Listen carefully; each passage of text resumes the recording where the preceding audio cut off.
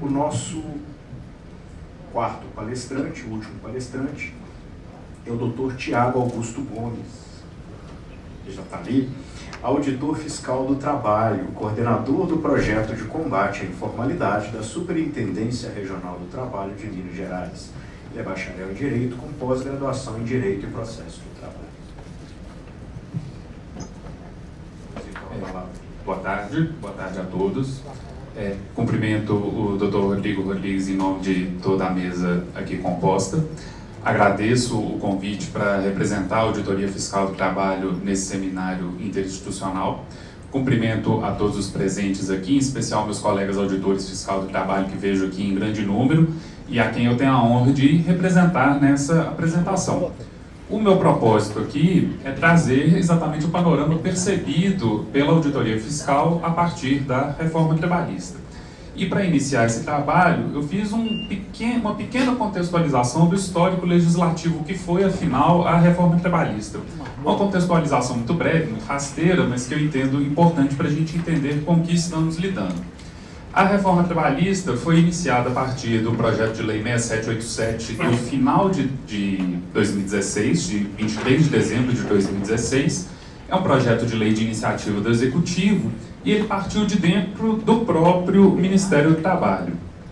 O propósito do projeto de lei era a alteração de apenas 6 artigos da CLT. Era apenas mais uma das várias mini-reformas, vamos dizer assim, mais uma das pequenas alterações que a CLT já sofreu ao longo do tempo. Foram mais de 500 nesse tempo de existência seletista. Dentre os artigos propostos havia uma majoração dos valores de multa por falta de registro de empregado, algo no sentido de privilégio do negociado sobre o legislado, mas não de imperatividade. O projeto dizia em dar força de lei à negociação coletiva, mas não de prevalência sobre a legislação. E alguns outros tópicos bem dispersos dentro da CLT. Acontece que esse projeto de lei sofreu 883 emendas em seu texto original e, ao receber um substitutivo, recebeu outras 457 emendas, isso apenas no trâmite dentro da Câmara dos Deputados, subvertendo completamente a lógica proposta dentro daquele projeto de lei, criando-se assim, então, uma proposta realmente de reforma, de alteração mais ampla da legislação trabalhista. O resultado dos trabalhos na Câmara dos Deputados foram 71 artigos da CLT alterados e 19 dispositivos então existentes revogados por essa proposta ainda na Câmara.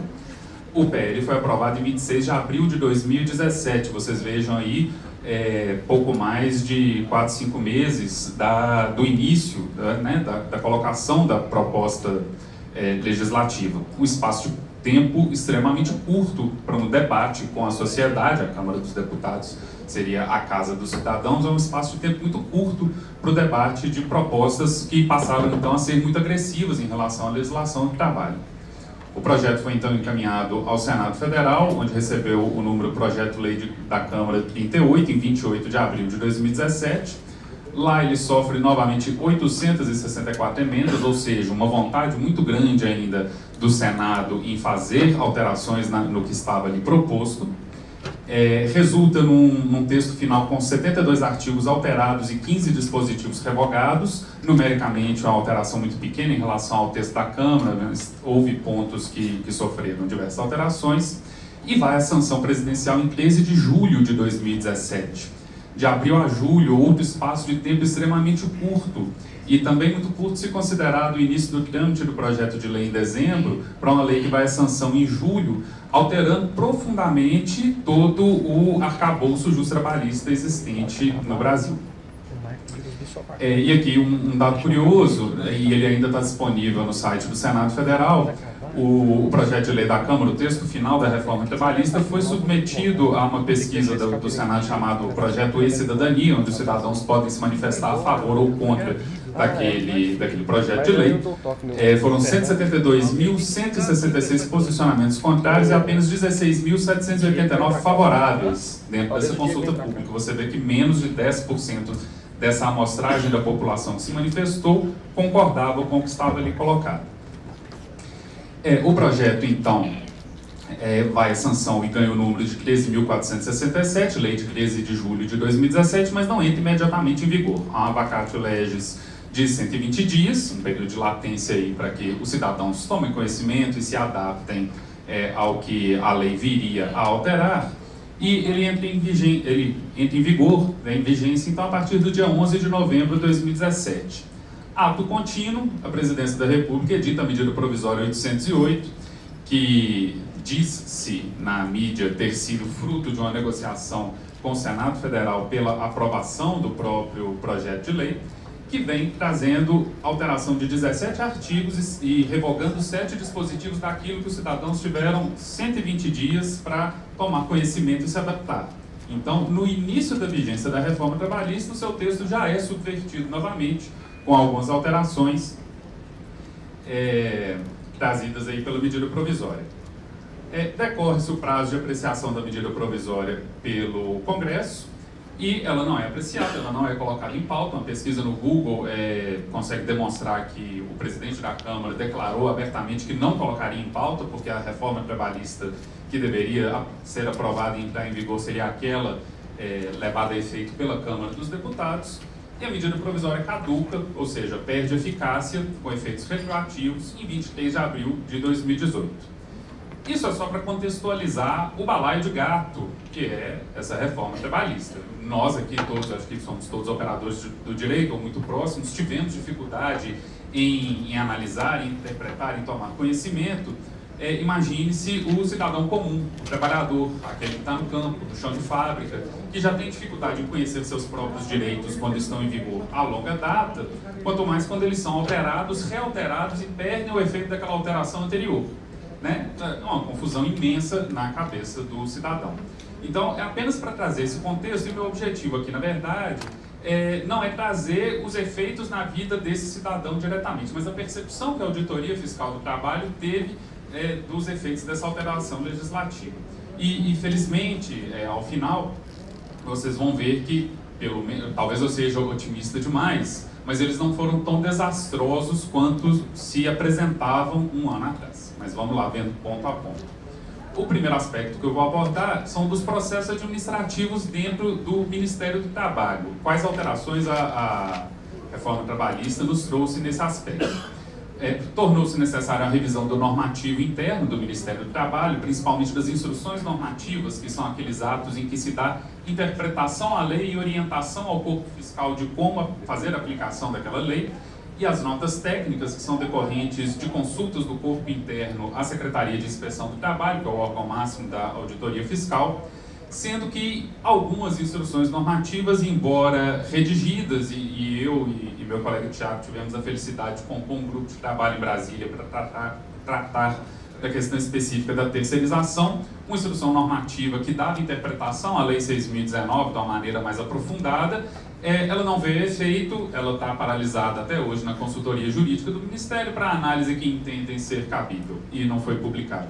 Algumas notas técnicas vieram sendo publicadas, inclusive a respeito do tema, trazendo parte da interpretação trazida daquele grupo de trabalho. Outros temas também não foram normatizados, e tantos outros tiveram publicação de novas instruções normativas adaptando a conduta da auditoria fiscal à nova legislação. Foram criadas 53 novas ementas. Ementas são os códigos a partir do qual os auditores fiscais do trabalho lavram seus autos de infração. Eles trazem a conciliação do artigo de lei que está sendo aplicada à penalização, e foram necessárias a criação de novas ementas porque, afinal, surgiram novas obrigações e deixaram de existir algumas outras para o administrado. E um efeito que é decorrente do projeto inicial, inclusive, que deu origem à reforma trabalhista, foi a majoração da multa por manutenção de empregados sem registro. É um efeito importante, porque talvez seja o principal auto de infração lavrado pela auditoria fiscal. Afinal de contas, o registro do empregado, a formalização do seu vínculo, é o ponto de partida do exercício de todo o restante de seus direitos. Essa multa foi alterada de R$400 para R$3.000 por empregado em situação irregular, uma pena que a proposta inicial de correção das multas trabalhistas pelo IPCA, que constava do projeto de lei, foi corrigida dentro da reforma para correção pelo índice da ATR muito inferior. E um ponto que não foi colocado aqui, mas que talvez se encaixe aí nesse processo administrativo, e eu me esqueci e me recordei, depois da apresentação já estar pronta, por ter trabalhado no plantão fiscal na semana passada, o plantão de orientações que nós damos ao cidadão, é de que esse plantão começou a receber um número muito maior, pelo menos na minha percepção, e essa consulta eu não fiz aos demais colegas, como eu fiz em pontos adiante na apresentação, mas de verificação de valores pagos em rescisões. A falta da homologação pelo sindicato, e a todos os trabalhadores eu questionei, mas você procurou o seu sindicato? E todos foram unânimes e respondem, mas o sindicato não faz mais homologação. Eu digo, de fato não fazem, mas continuam tendo a prerrogativa e o dever de fazer a verificação, e ainda que não homologuem, de te orientar e de te dar uma assistência jurídica no caso de um equívoco no pagamento. E infelizmente a maioria das homologações, eu não guardei os números, mas os termos de rescisão que me foram submetidos possuíam algum equívoco, existiam erro.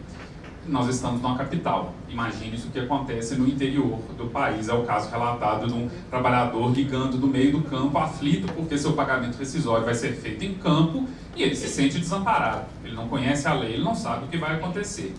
E a própria, e aqui uma parte, a própria retirada do dever de homologação dentro da reforma trabalhista, eu creio que teve um efeito deletério que foi de afastar o trabalhador da sua representação sindical. Nós não temos uma cultura sindical forte no país, de participação do trabalhador nos sindicatos. O momento da homologação da rescisão era um em que ele forçosamente ia, às vezes, até conhecer o seu sindicato. Às vezes ele não conhecia, ia forçosamente ele tomar conhecimento, e a partir dali, quem sabe, poderia ter uma participação maior na vida sindical, entender que era importante filiar-se ou mesmo participar, e eu acho que um dos efeitos deletérios foi esse afastamento do trabalhador do sindicato, ainda que ele acontecesse de maneira forçosa. Em relação ao mercado de trabalho, eu fiz algumas observações partindo de um sistema que é do Ministério do Trabalho, que é o CAGED, o Cadastro Geral de Empregados e Desempregados. Eu não tenho conhecimentos profundos, na verdade, eu não tenho conhecimento nenhum em estatística e em tabulação de dados, mas eu trouxe números muito simples aqui que nos trazem algumas informações a partir das informações do CAGED. O primeiro deles é uma análise de algo que vem de novo dentro da reforma trabalhista, que é o desligamento por comum acordo, que, a meu ver, é uma tentativa de dar verniz de legalidade a algo que acontecia, acontece e às vezes nos é relatado em plantão fiscal, inclusive como reclamação. Eu combinei com o meu patrão que eu ia devolver a multa dos 40% e ele ia me pagar tal e tal coisa. O que eu faço? Eu falo, primeiro, você não cometa um crime, segundo, vamos lá, vamos ver o que aconteceu. Então, assim, é uma tentativa de trazer para a legalidade uma ilegalidade que acontecia. Então, eu fui consultar os números de desligamento. Aconteceu algum problema, suprimiu meus números, mas enfim.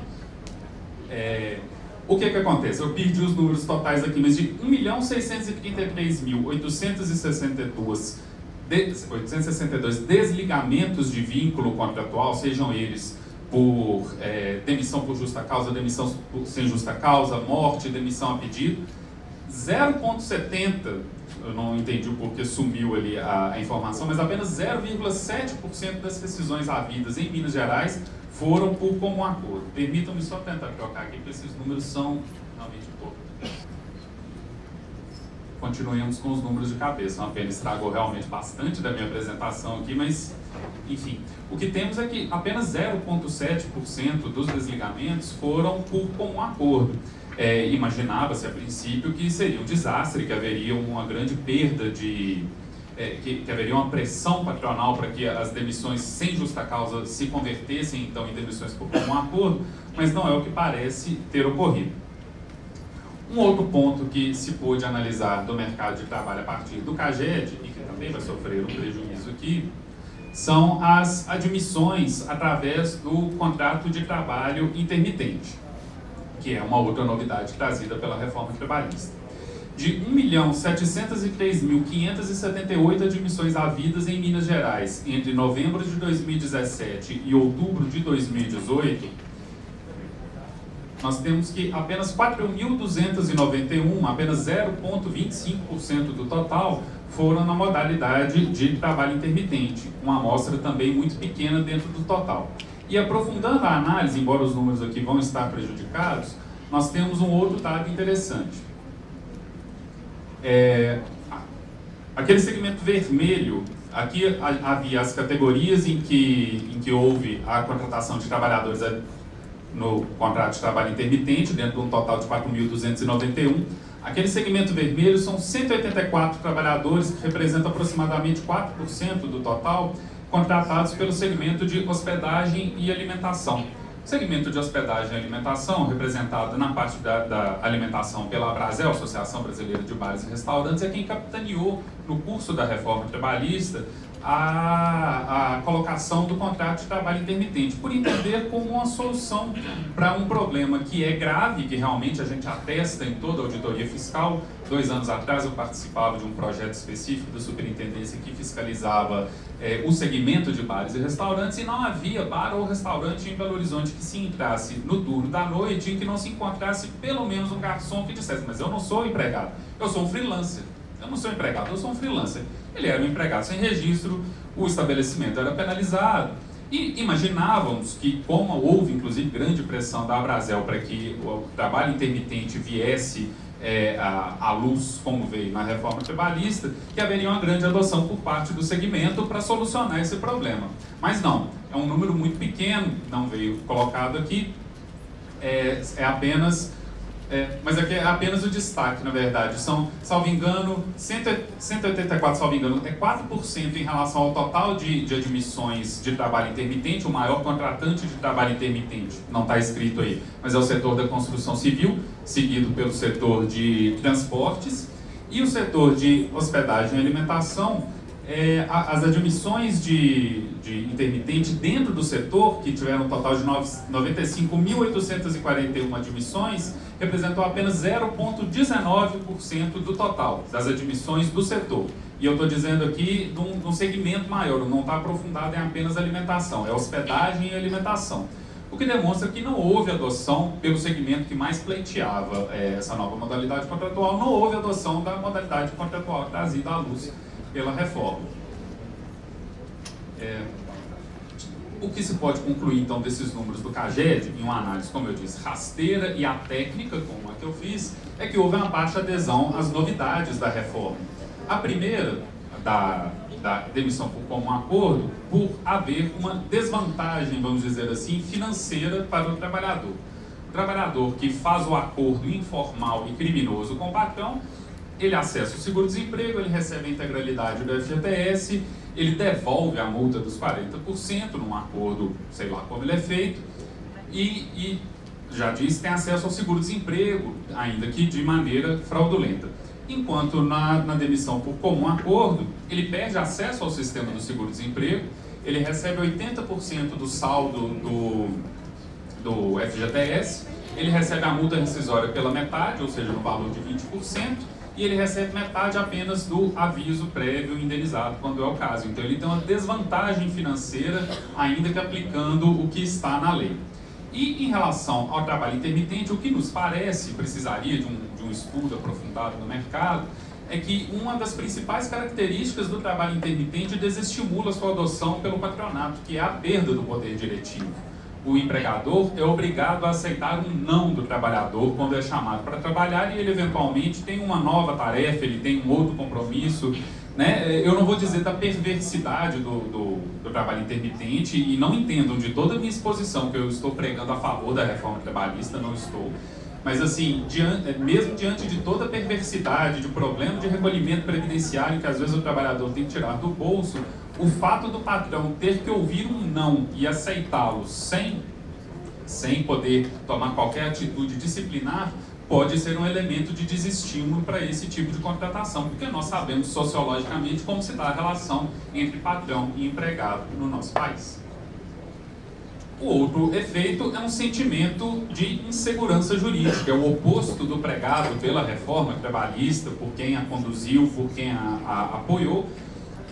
Não nos parece haver, tanto do exposto aqui quanto de toda a exposição até o final, que houve segurança jurídica para o empresariado na adoção da reforma. Na verdade, existe uma grande reticência, ela é percebida também no curso das ações fiscais, em que nós, auditores, dialogamos com os empresários, com os empregadores, com os contadores, que têm contato com um número maior de empresas ao mesmo tempo, não há uma movimentação no sentido de adoção ampla da reforma. É o que demonstra também o restante da análise que nós fizemos. Em relação ao projeto específico da auditoria fiscal de inserção de pessoas com deficiência no mercado de trabalho, o que se percebe é o seguinte: a reforma trabalhista falou sobre o negociado, sobre o legislado, e no artigo em que ela veta temas para a negociação coletiva, ela vem dizendo que constitui objeto ilícito de convenção coletiva ou acordo coletivo qualquer discriminação no tocante a salários e critérios de admissão do trabalhador com deficiência. O que o projeto de inserção de pessoas com deficiência da Superintendência Regional do Trabalho de Minas Gerais vem percebido são casos em que, atropelando ou subvertendo o sentido da lei, começou a acontecer coisa que não acontecia antes. Instrumentos coletivos de trabalho que vêm trazendo funções a serem excluídas da base de cálculo da cota de pessoas com deficiência a serem contratadas. Ao arrepio da lei, na verdade, não se valendo da prerrogativa legal de fazer o negociado prevalecer sobre o legislado, mas atropelando o artigo expresso da lei que diz que não pode haver acordo ou convenção coletiva que imponha discriminação no critério de admissão do trabalhador com deficiência. O que o setor que é responsável por essa fiscalização tem feito é autuar as empresas, enviar relatório ao Ministério Público do Trabalho para que crie subsídio para uma ação anulatória dessa cláusula ilegal e pleitear junto às empresas, ainda que administrativamente, mesmo pela lavratura do auto de infração, na reversão desse tipo de contratação. Vai depender mais da reversão desse instrumento coletivo. As empresas não vão alterar, não vão buscar as suas entidades representativas para alteração, mas temos que aguardar ver o que vai acontecer com esses instrumentos coletivos. Salvo engano, já há casos de sucesso do MPT na anulação dessas cláusulas ilegais. Aqui em Belo Horizonte especificamente, eu não sei, eu conversei, mas assim, porque é muito claro, não era para ser margem de discussão, na verdade, está expresso na lei. Um outro problema enfrentado em razão da reforma pelo projeto de inserção de pessoas com deficiência é o do próprio trabalho intermitente. Como lidar com essa nova modalidade contratual em relação à inserção das pessoas com deficiência. E a postura tomada pelo projeto é a seguinte: no cálculo da cota entram todos os trabalhadores intermitentes que aquela empresa tiver admitido, porque afinal o artigo 90 da Lei 8.213 não fez nenhum tipo de exceção para cálculo de cota. Ele já não fazia para trabalhador por tempo parcial, por trabalhador de qualquer categoria, todos eram incluídos, então os intermitentes também serão contabilizados para o cálculo da cota. Já em relação ao atendimento da cota de pessoas com deficiência, não são aceitos para cumprimento de cota de trabalhadores com deficiência contratados como intermitente. Não há vedação de contratação de trabalhador intermitente com deficiência. Uma pessoa com deficiência pode ser contratada como intermitente, só que ela não dá atendimento à cota que a empresa deve cumprir. O artigo 24.14 da Constituição da República, ele diz que é competência concorrente de Estado, União ou município legislar a favor da inclusão social das pessoas com deficiência. Na verdade, colocar um intermitente, uma pessoa com deficiência como intermitente e jamais chamá-la para o trabalho ou ainda chamá-la eventualmente, não dá atendimento à finalidade social de inserção dessas pessoas no mercado de trabalho. Então, o posicionamento da auditoria aqui em Minas Gerais é de que trabalhador intermitente com deficiência pode ser contratado, mas não dá atendimento à cota. Outro terá que ser contratado para que essa cota seja atendida. Nos casos aqui encontrados, foi possível fazer administrativamente, com apoio do Ministério Público do Trabalho, a reversão dessas contratações. Os auditores que fazem a fiscalização de inserção de pessoas com deficiência conseguiram que essas empresas alterassem esse contrato para um contrato por prazo indeterminado, como já existia anteriormente. E o terceiro ponto enfrentado na inserção de pessoas com deficiência é o que fazer no caso da extinção do contrato por comum acordo. A Lei 8.213, que trata da contratação de pessoas com deficiência, diz que é obrigação da empresa contratar outra pessoa com deficiência antecedendo a dispensa motivada. E antes nós tínhamos apenas dispensa motivada, dispensa por justa causa, pedido de dispensa. Como tratar a rescisão por comum acordo? o posicionamento que vem sendo adotado, na verdade não vem sendo adotado, porque felizmente nenhum caso foi encontrado, mas o posicionamento a ser adotado é de que a dispensa por comum acordo, conta com participação da vontade empresarial, existe um ânimo empresarial ainda que exista também do trabalhador, ela também deve ser alcançada pelo artigo da lei que obriga a contratação prévia de outra pessoa com deficiência. Ela não vai ser tratada como um desligamento a pedido dessa pessoa com deficiência. Mas, como eu disse, a situação ainda não foi verificada, pelo menos aqui em Minas Gerais, pelo projeto de inserção de pessoas com deficiência. No caso de projeto de inserção de aprendizes, são outros colegas que lidam com esse tema, o que vem acontecendo é um problema muito semelhante: exclusão de funções no cálculo da cota através de instrumento coletivo de trabalho. O cálculo da cota de aprendizagem é um pouco diferente das pessoas com deficiência, ele não leva em conta o número total de trabalhadores da empresa, mas apenas determinadas funções que tenham necessidade de conhecimento técnico, excluindo cargos de gerência, função de confiança, e as convenções coletivas vêm excluindo outros cargos que não se enquadram nesse executivo legal.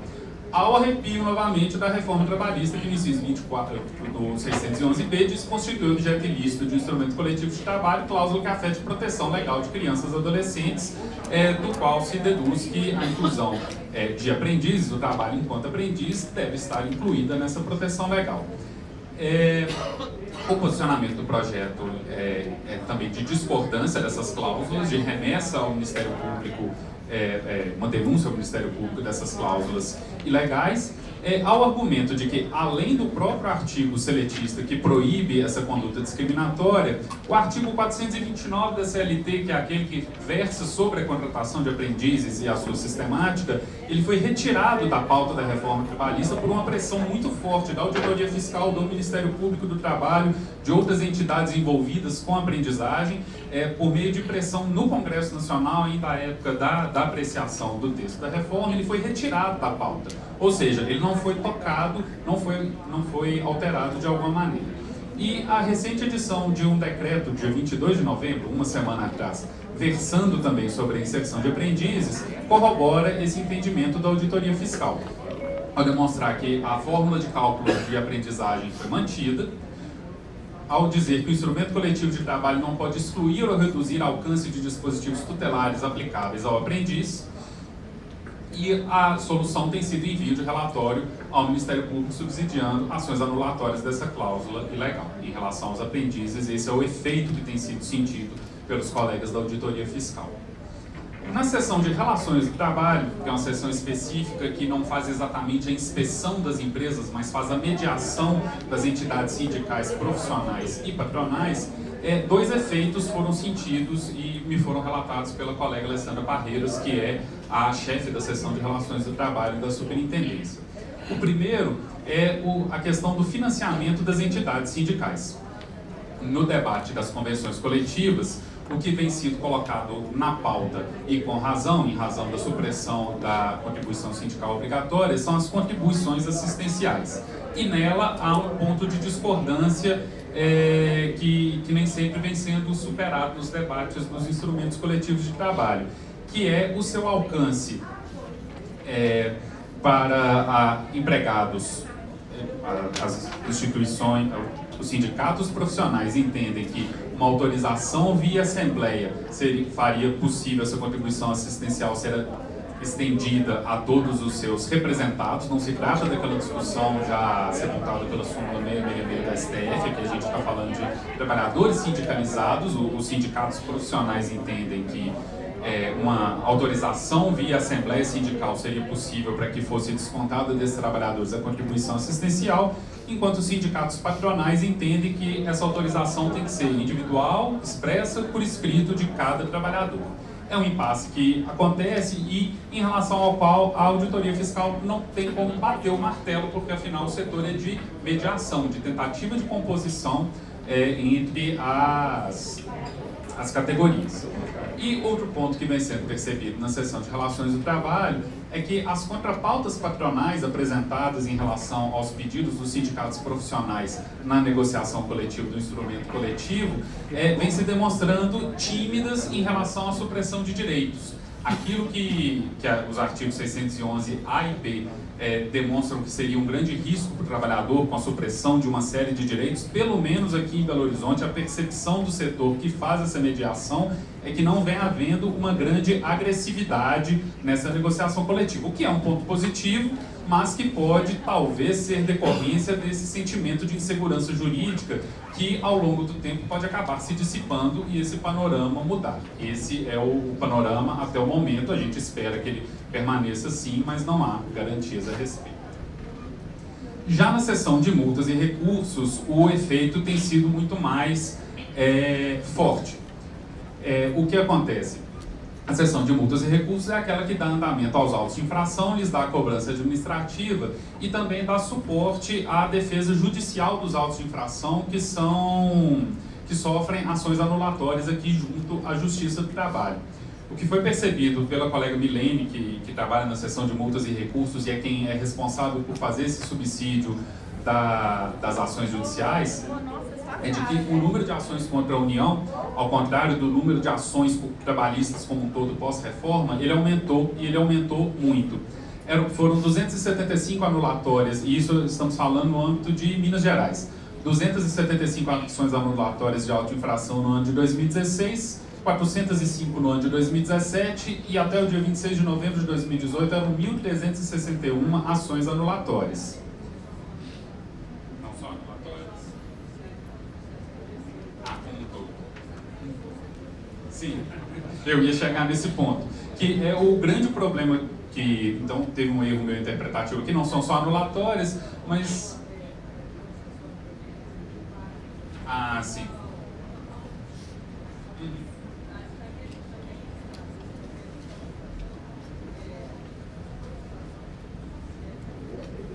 Ah, sim, as notificações de débito estão incluídas.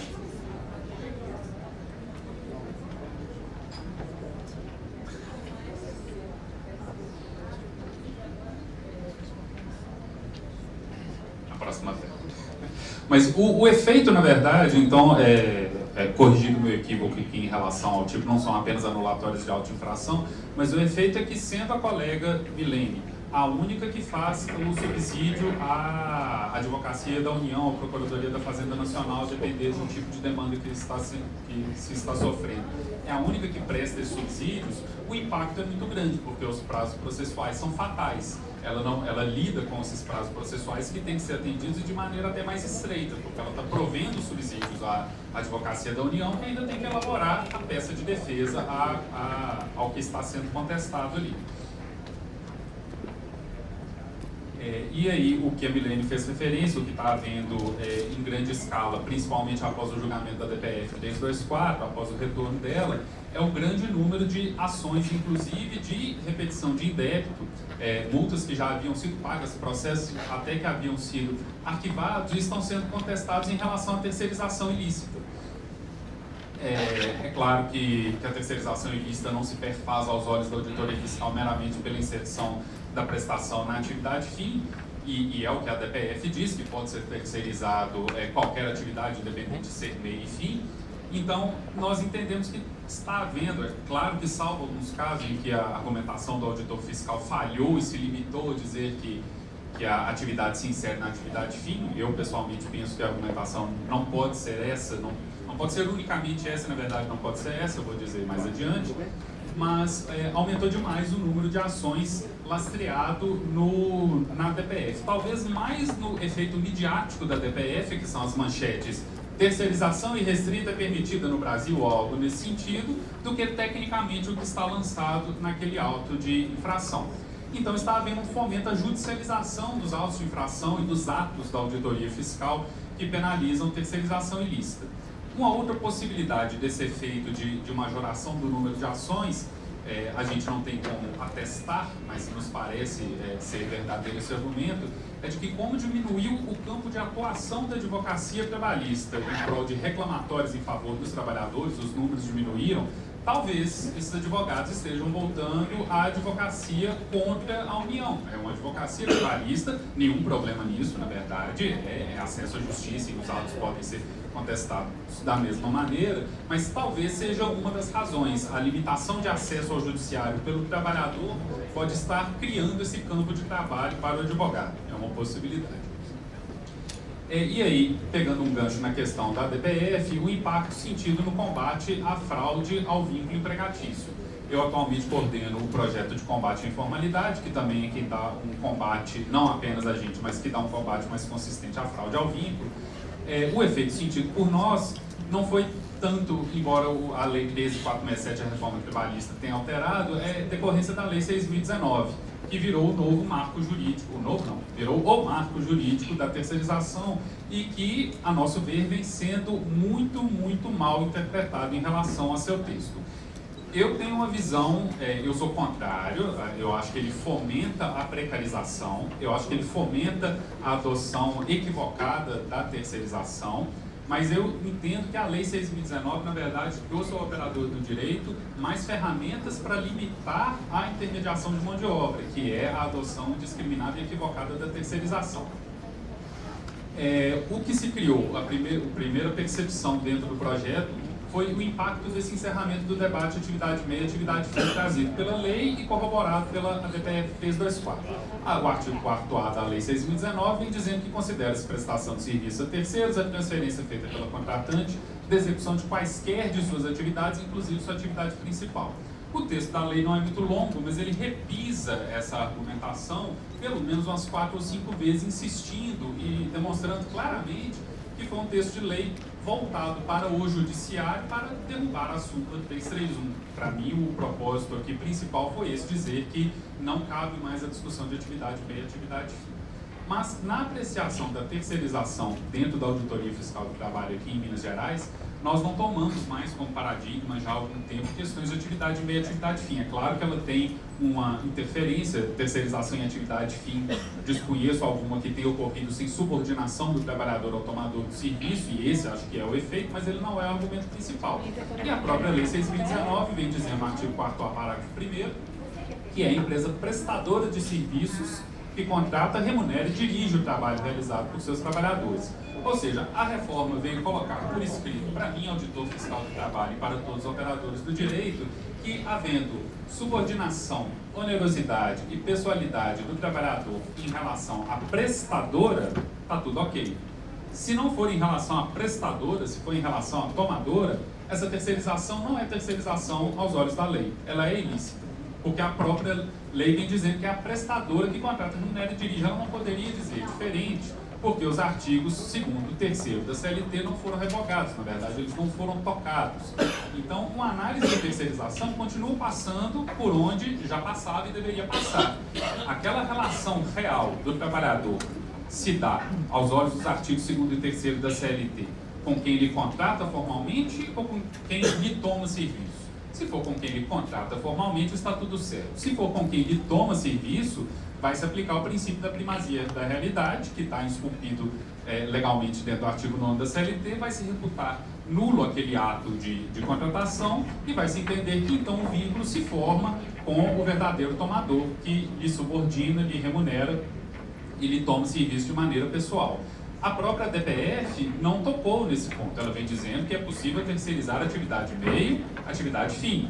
Tudo bem, mas ela não dá uma presunção absoluta de legalidade a todo tipo de terceirização. A terceirização continua tendo que ser perquirida. E agora com mais instrumentação legal. Com os próprios artigos 2º e 3º da CLT, que vieram reforçados no artigo 4º, parágrafo 1º, e ainda quando se trata de terceirização lícita, surgem outras obrigações a serem cumpridas impostas pela Lei 6.019. A capacidade econômica do prestador, que é condição para a licitude da própria prestação de serviço. O artigo 4º, em seu final, diz que a prestação de serviço vai se dar quando houver um prestador com capacidade econômica para tal. Ou seja, quando o próprio auditor fiscal do trabalho conseguir demonstrar contabilmente ou por outro instrumento que aquela empresa não tem capacidade econômica para fazer frente às suas obrigações trabalhistas, ele pode entender que aquela terceirização ela é ilícita por não atendimento a um requisito legal que antes não existia. Há agora requisitos de funcionamento do prestador que são capital social mínimo, inscrição do CNPJ e outros pontos burocráticos. Aqui é importante frisar que capital social mínimo que está esculpido na lei com faixas de valores de acordo com o número de empregados do prestador não se confunde com a capacidade econômica. A capacidade econômica é algo mutável que deve ser aferido no caso concreto, no caso da auditoria, no momento da inspeção.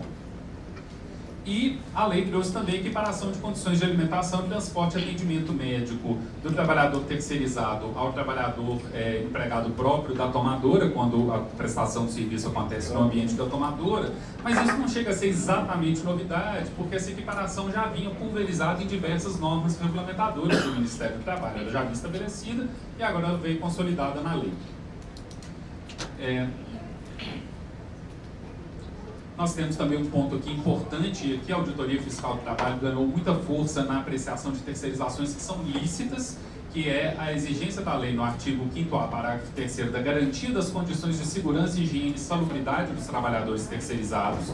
E existe, eu falei que houve a edição de 53 novas emendas pelo Ministério do Trabalho de penalização, e uma delas é a que vai penalizar quando encontrada uma violação à norma regulamentadora ou numa terceirização no ambiente de trabalho da tomadora, a prestadora, que é responsável direto pelo cumprimento daquela norma, vai ser penalizada por uma máquina desprotegida, por um trabalho em altura sem o equipamento de proteção individual necessário, mas a tomadora do serviço também vai ser penalizada com um auto de infração com emenda específica por estar deixando de garantir as condições de segurança, higiene e salubridade dos trabalhadores terceirizados.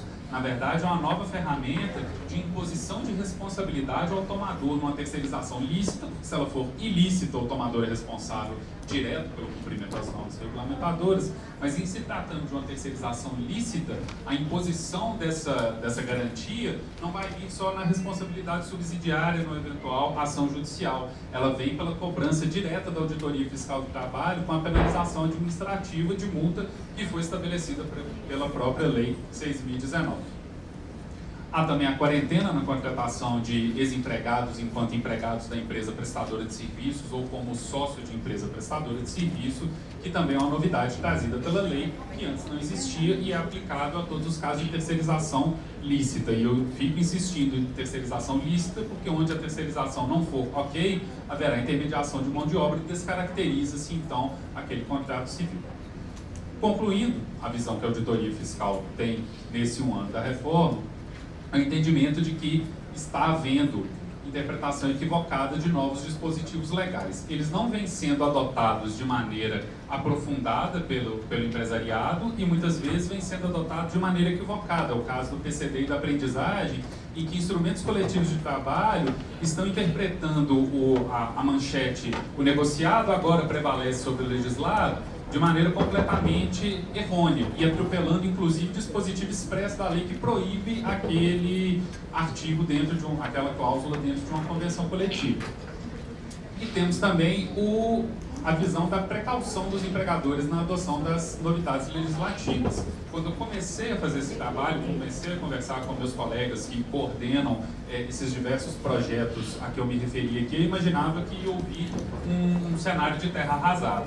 Infelizmente, ele não é tão ruim quanto eu imaginava. Não quer dizer que ele não pode chegar ao ponto que eu imagino, e nós temos que estar vigilantes e atuantes o tempo todo. Eu digo nós, não só a Auditoria Fiscal do Trabalho, mas todo o arcabouço protetivo dos trabalhistas, ainda lidando com os problemas que a reforma trouxe, com as prerrogativas que ela dá aos empregadores, e é exatamente esse o ponto final da conclusão. Tem que se manter diálogo e atuação conjunta dos órgãos que compõem esse arcabouço trabalhista. A Auditoria Fiscal do Trabalho não vai resolver sozinho o problema de cláusulas ilegais em instrumentos coletivos de trabalho. Ela tem que municiar o Ministério Público para que entre com essas ações. O Ministério Público não vai sozinho conseguir derrubar, ele precisa do Judiciário que esteja atento ao que está acontecendo e que tenha uma atuação consonante de todos os órgãos que faça a leitura dessa legislação nova à luz da Constituição, como bem já foi colocado aqui. Não foi meu ponto de abordagem, porque eu quis trazer realmente os números mais técnicos, mas fica a necessidade da atuação conjunta e do diálogo permanente, e é o efeito desse encontro nosso aqui hoje, né, o resultado de encontros que vêm sendo feitos com a sala interinstitucional dos órgãos, que combina hoje com esse primeiro seminário, que eu espero que seja o primeiro de muitos. Muito obrigado.